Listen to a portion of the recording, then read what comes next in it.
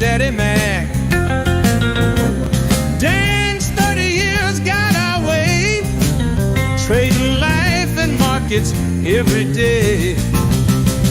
Rusty's chained to the mines, digging deep day by day. But when Option Omega releases new features, he's free to come out and play. Option Omega, you're trading home, where every move makes you feel less alone.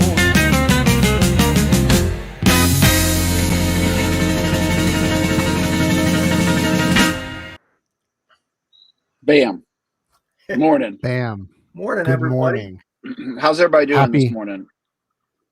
Doing good. Little dreary out here. A little bit of dreary skies in Tennessee. Matt, how's it in beautiful Indianapolis, one of the 10 most desirable towns?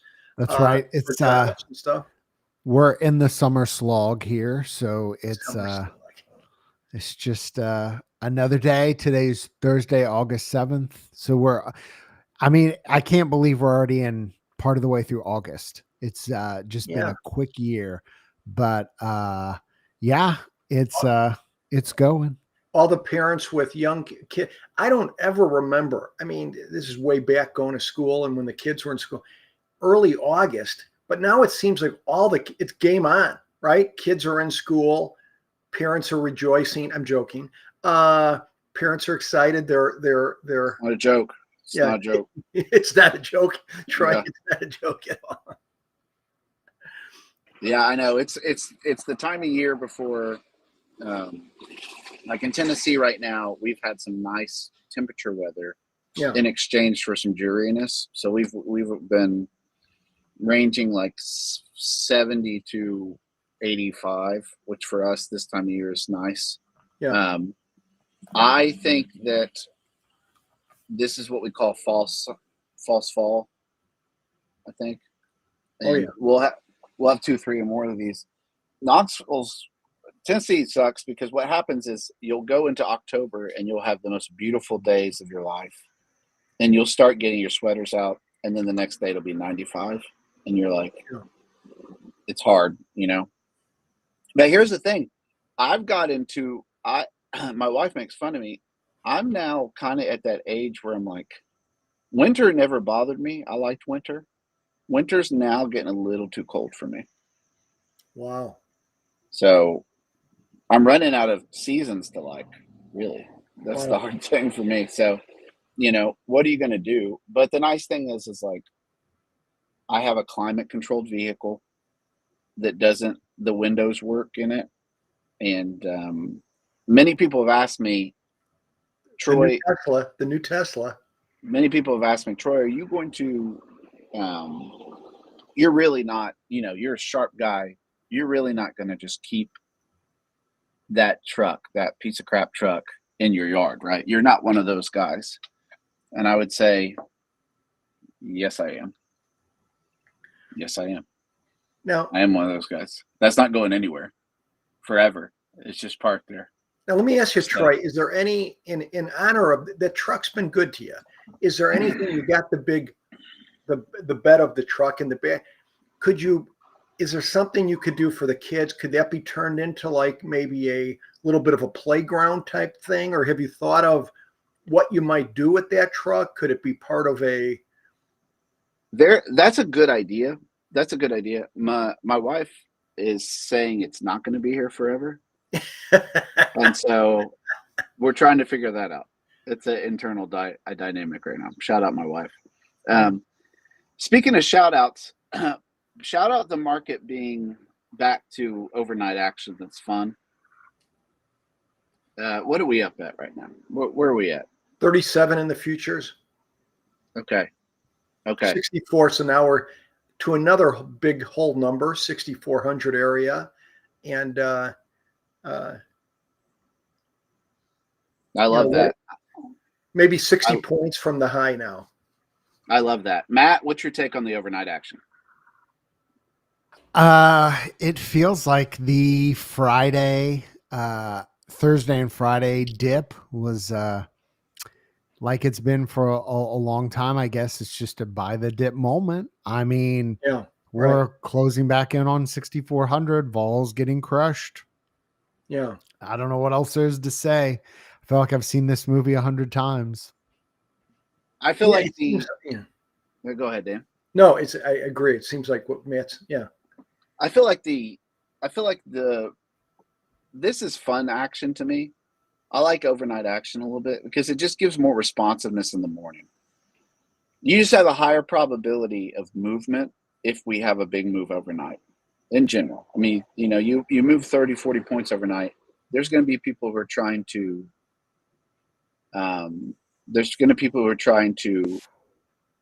fade that. There's going to be people trying to go along with it, and so it is what it is.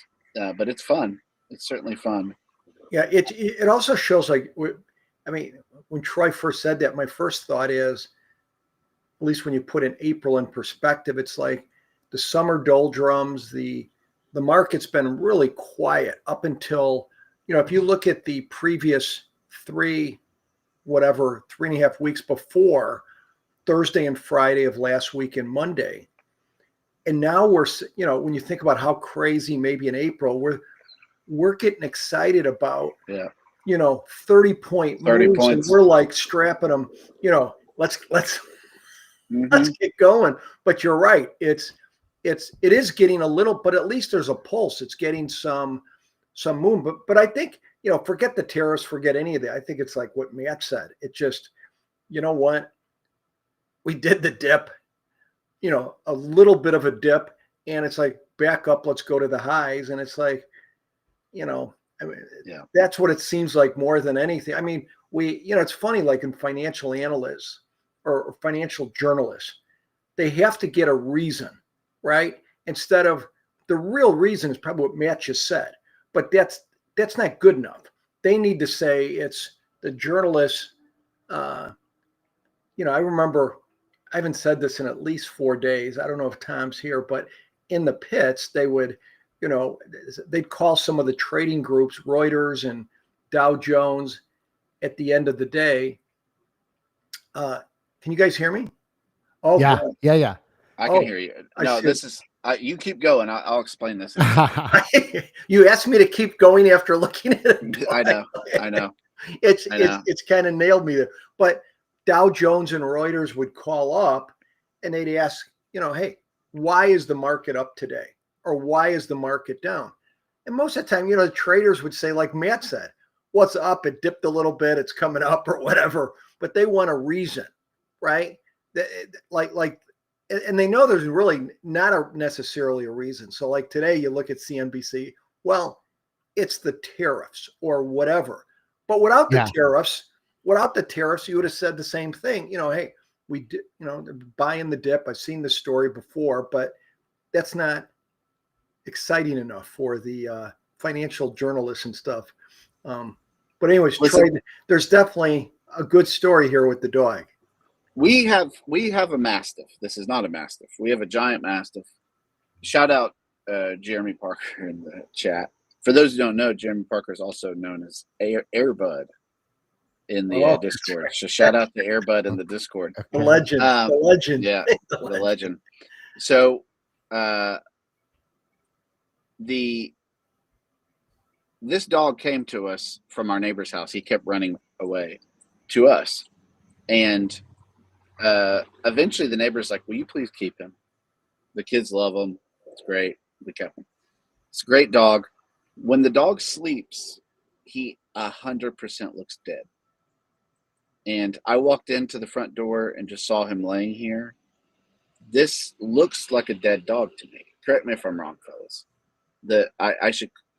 His mouth looks like a dead possum. Yes. Haven't seen a lot of dead dogs. He doesn't look very active. I will agree with you on that, Troy. Yeah. Like someone did I don't think most pets look like they've stroked out. They have a stroke when they're sleeping. So anyway, but I look at that and I think to myself, I think that is what the market is during the summer. It's just a dog that's sleeping, but looks Yeah. like it had a stroke. It's nonverbal. It's not a movement dog. It just lays there. And then suddenly you get some movement, and like this dog will stir if there's a loud pop. And that's what last week was. Wow. And so the lesson of this day is the dog looks dead and the market looked dead, and now the market does not look dead. Even if it's not going in the direction I like. Wow. I'm glad that we at least have that. So Troy, are you a perma bear? Come clean. Are you a perma bear? I'm a Vega bear. I'm a perma-Vega. I'm a perma-Vega. A perma-Vega. That's fair. That's yeah. fair. As we all are, because here's the thing. People just don't realize it. Like we have Matt and I talk a lot about trades. And obviously, we happen to have a morning show we do together. So we're talking trading a lot. Matt, I mean, you're a perma bear because the vault, you don't want VIX to get to 12. I'm not a perma bear at all. You don't want your VIX. You're a Vega bear.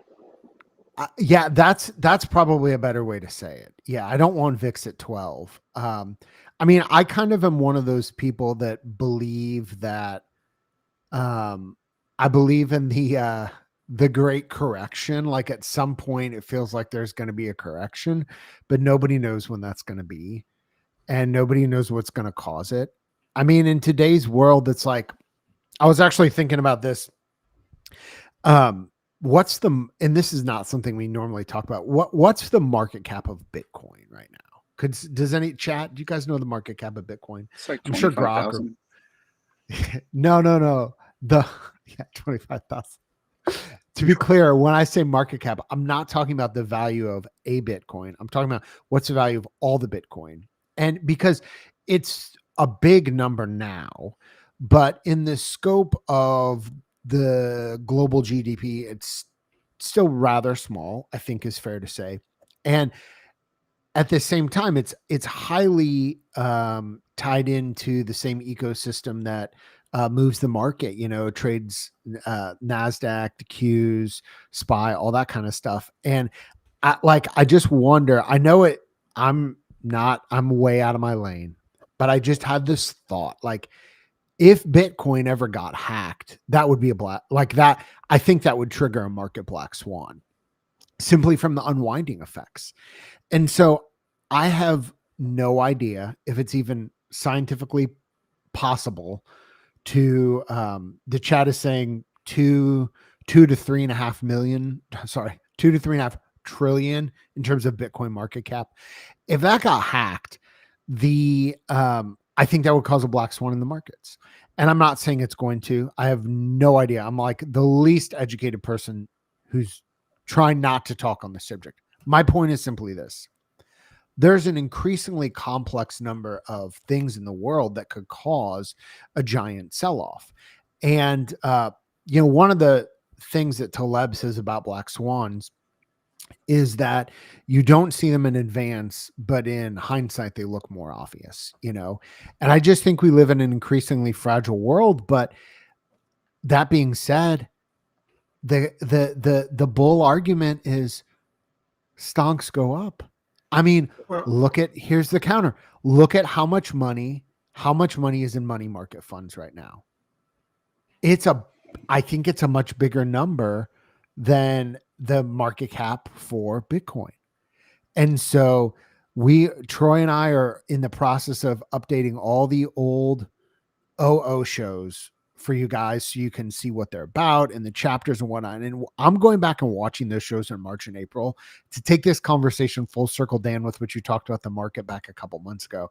Yeah. I mean, it's just August, and we were in the high 4,000 range for a short time in SPX, and in the low 5,000 range for a long time.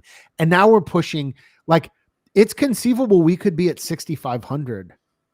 We could hit 7,000 this year. Like, Tom Lee on CNBC would be like, of course we're going to hit 7,000 this year. Like, that's conceivable. And yet it was how many weeks ago was that? 12 weeks ago?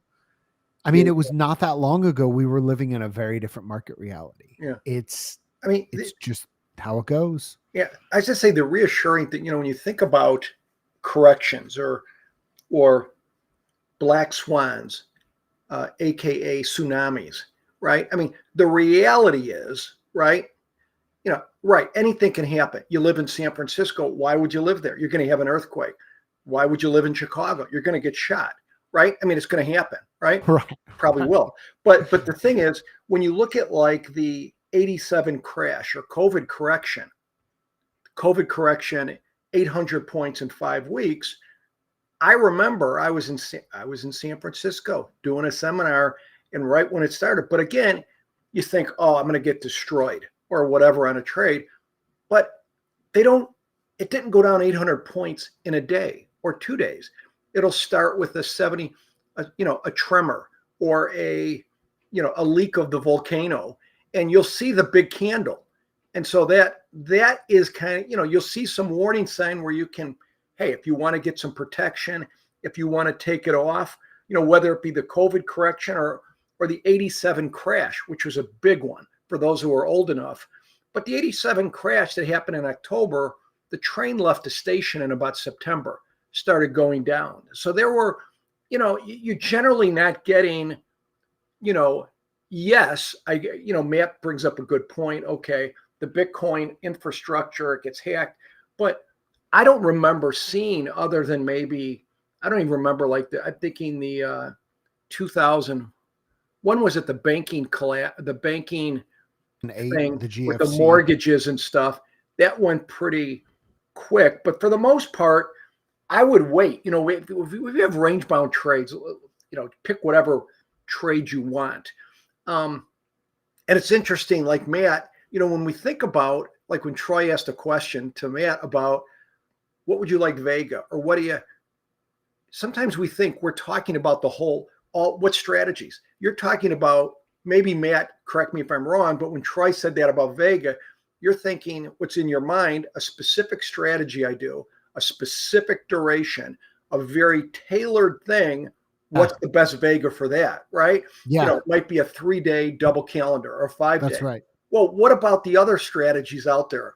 A 30-day thing or a 15-day trade? And what if it's a different strategy? But I think generally, I would say 99% of the time, you have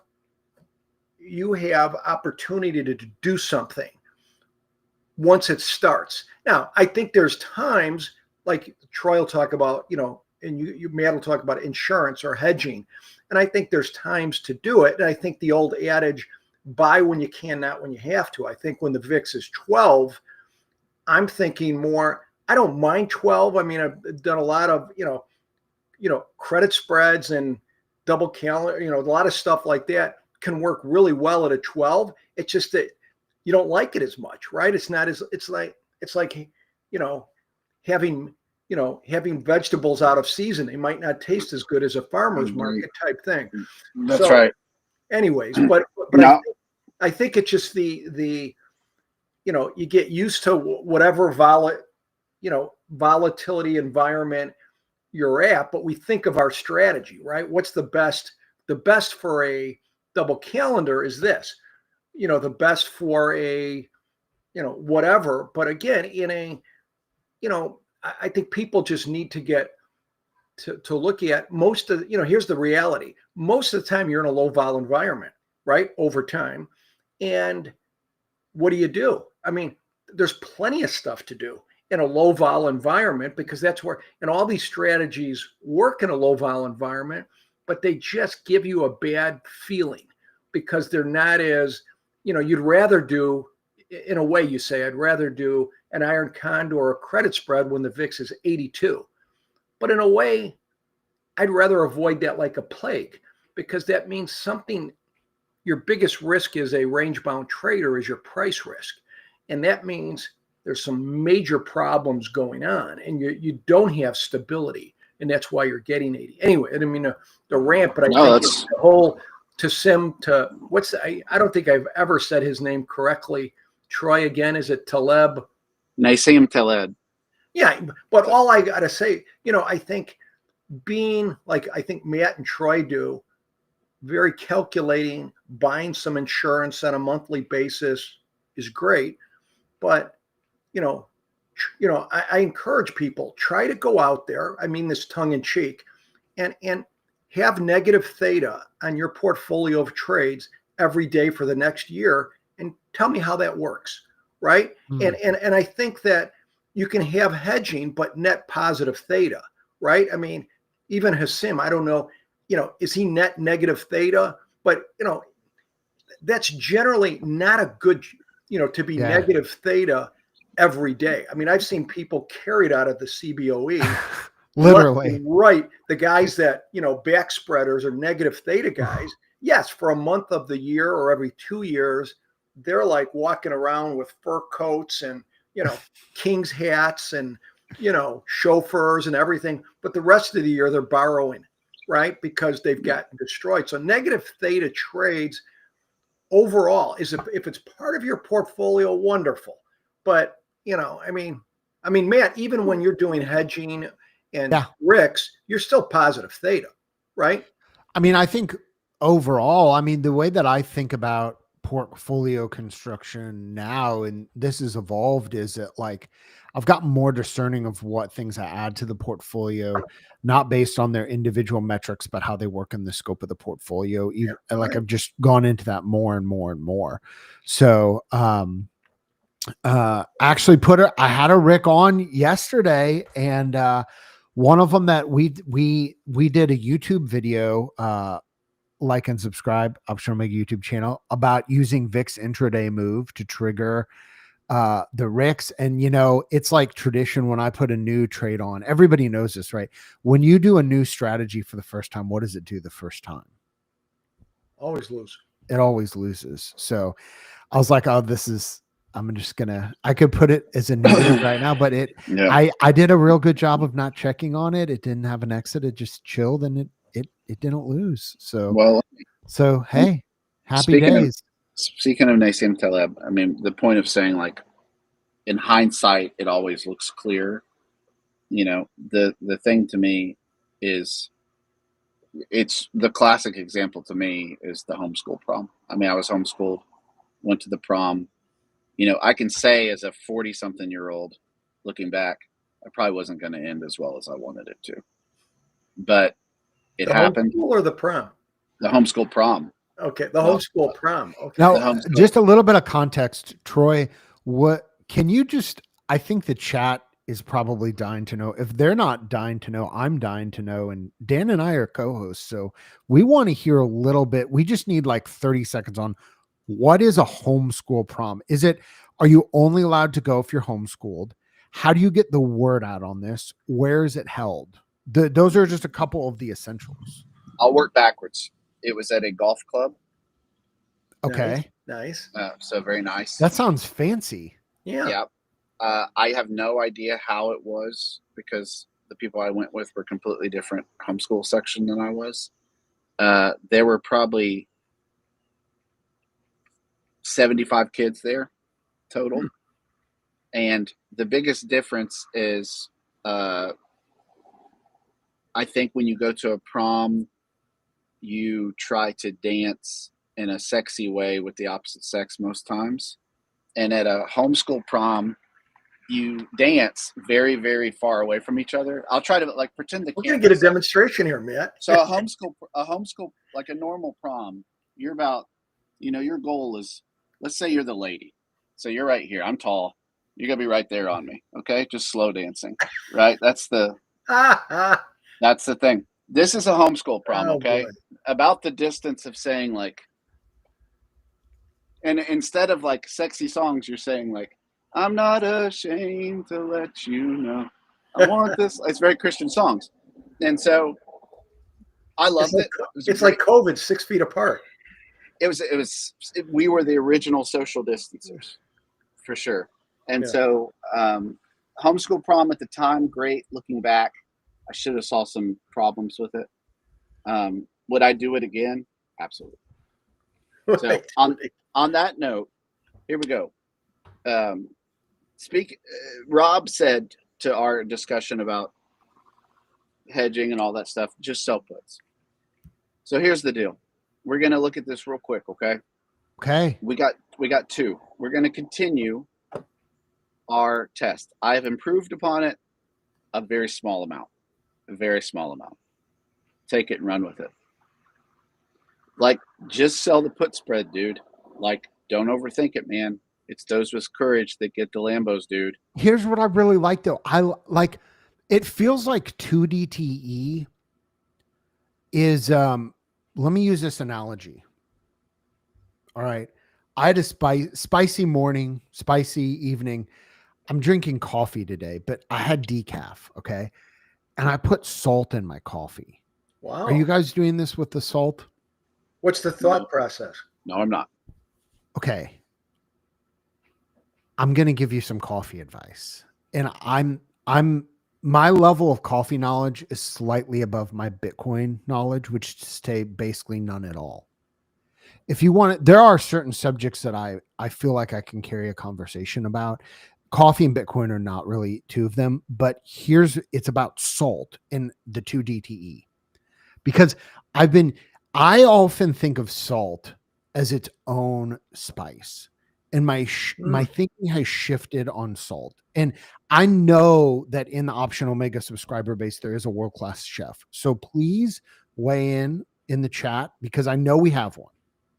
We have a Michelin chef somewhere who trades options.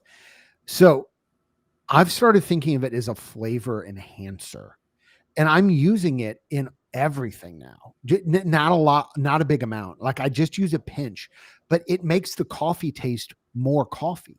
Really? So what I like about this here's what I love about the 2DT. And I haven't taken this and run it in my portfolio, but I'm going to. It's so simple, and it feels like it just might be that little sprinkle of salt, because it's like 2DTE. Who thinks about 2DTE here? Like, nobody thinks about 2DTE. Well, most people Maybe think we about should. 3DTO, but this is a 2D. This is something different. That went right over my head. Was that 3CPO, a Star Wars reference. Oh, are you talking about C3PO, human cyborg relations? Built by Darth Vader. One of the dumbest plots I've ever heard in my life. Anyway, I digress. So it is tough to argue that. Yeah. So 2DTE ride or die. You're JSP. This is not a great test at all, right? Salt. And to finish that real quick, most of what I try to eat in life is salt, and I just surround it with other things. Ooh. To be honest. Okay. That's the way I look at salt. So you look at it as a food group rather than a flavor enhancer. It's like the yes. food groups in ELF, syrup, sugar, candy corn, candy cane. Salt is one of your food groups. If my doctor's listening, I don't. I'm just kidding. I hate salt. Yeah, this is. But to the salt, shout out Redmond's salt. I'm not even going to get into it. Look that up. Redmond's sea salt. I'm going best to. salt in the world. Best salt in the world by far. This is not a good test. This is all I've done. All I've done is I took allocation down.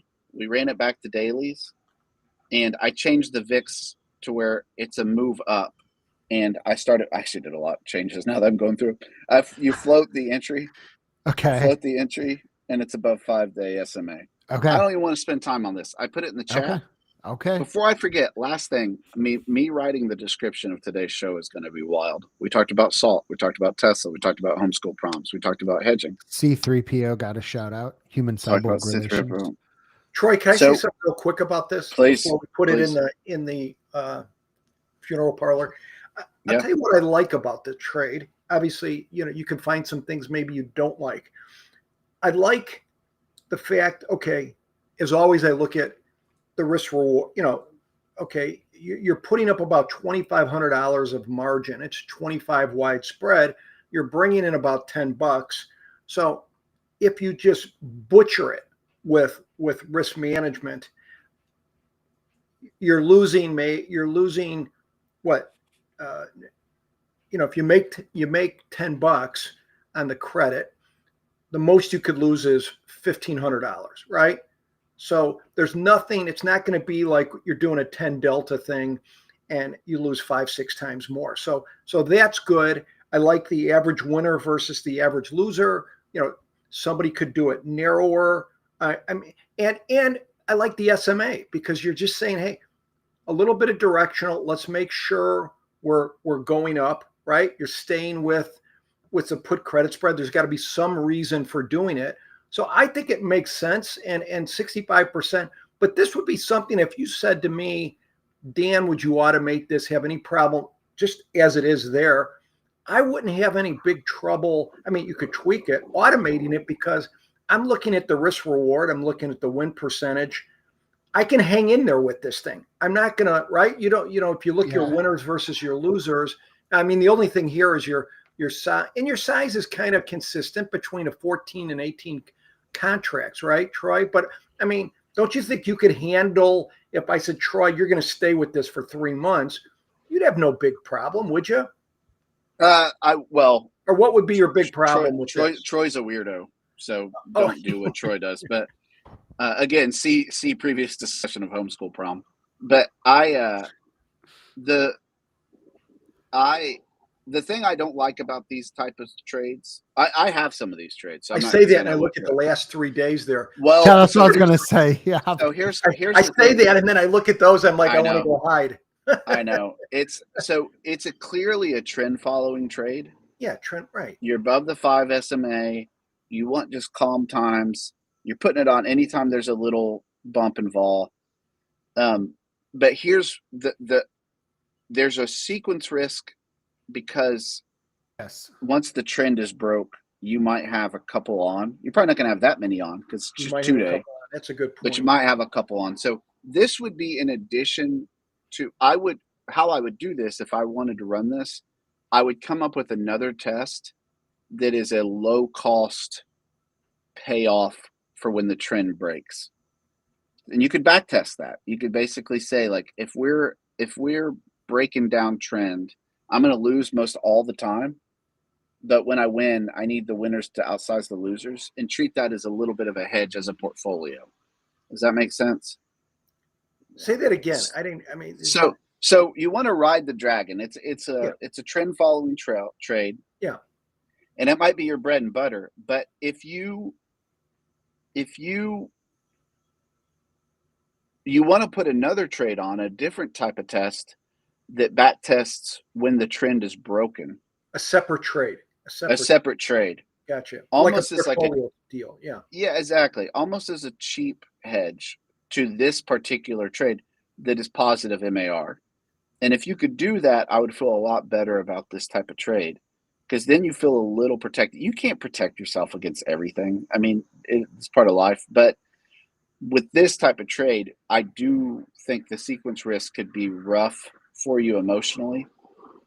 And so you lose 70, almost $80,000 in the last 3. It doesn't really matter how many winners you have before that.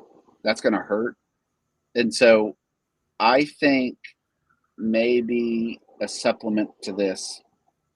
That's a great point, because you're saying those 3 losers up there, it broke trend, right? And you had those ships and you had boats in the water, right?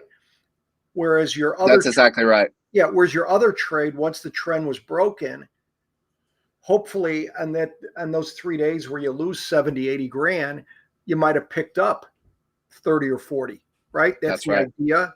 That's right. Or at least pick up 15 or something, So in my mind, that's a good way to do it. But listen, I was going to show another one. So Jeku came out with the win, but we're going to do that one tomorrow. I'm going to hold off for that. So Jeku, shout out Jeku.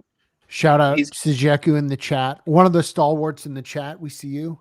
Yeah. So I want to end on 2 things real quick. One, someone just made the best argument I've ever heard in my life, maybe about anything. And they said that truck is the perfect opportunity for a new the truck bed is the perfect opportunity for a new hot tub. I saw that. New is that an East Tennessee thing? Yes, it is. Easily. Yes, it is. Oh, okay. yeah. So, I mean, you've got the boom box in the front. You got the hot tub in the back. It's already built in, basically. Neighbors would be flocking over to the house.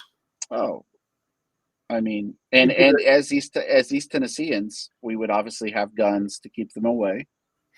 But He'd have plenty Um, of guns to keep them away. Yeah. Yeah. So, two, I forgot what I was going to say, but theta traders, anyone else don't see their trade data for yesterday? I will say this. Across brokerages, I was telling the guys. The data is being uploaded right now. Yeah. Thank you. My broker, but forget our stuff for a second. Brokerages were acting weird yesterday. I've seen a lot of stuff. Just overnight brokerages were acting weird. So We did have some anecdotal stuff on the Discord of people saying this has been going on for several days, and a broker where like some weird UI stuff, seemingly independent of anything else. So yeah, weird. Yeah, weird stuff on my personal brokerage. Yeah, so I've seen it. I think the thing is, if all these brokerages are messing up, is something nefarious happening with the CIA or something? Yes, probably. I think. What about UFOs? Listen, we've talked about it before, but I think we should circle back around to it. I mean, we'll do that another day. Is hot. This is probably, I can't drop that right at the end of the show, can I? Yeah. So I'm going to go out real quick. I'll show you just like Homeschool Prom, the final song. Just assume you guys are with me. You're the lady in this one. I'll put you on my shoulder here. All right, here we go. We're going to go out to the final song of Homeschool Prom. Shout to the Lord, all the earth. At prom? That's what I'm saying, dude. It's Christian prom. It's Homeschool Prom. Yeah. That's what they were playing, like slow Christian worship songs as the slow dance songs. Yeah, it was weird, dude. Anyway, again, I just ran a backtest from yesterday and it won. It was my Rick. Guess what? It won. Matched the test and it won. It was also yesterday's data, so it should be live. Oh. We need to set up like a answering machine, like a famous, like back in the day, you used to get celebrities to call your answering machine, and that was a big deal. Okay. We need to set it up to where you can get Matt Simon from Option Omega to do a personalized message for you every day that says, a Cameo. Hey, I'm going to go on Cameo. Have you seen this Cameo? That's what it is. I just ran a backtest and won. Hey, I'm Matt. I just ran a backtest yesterday and won. Anyway, well, listen, big days ahead. I've got to go charge the car. And got some big stuff ahead. So shout out everybody. Tomorrow we'll look at Sojeku's test. If we got time today, we might try to test a little bit of hedge to this test I showed today to show you what I'm talking about. We'll see what happens. Shout out everybody.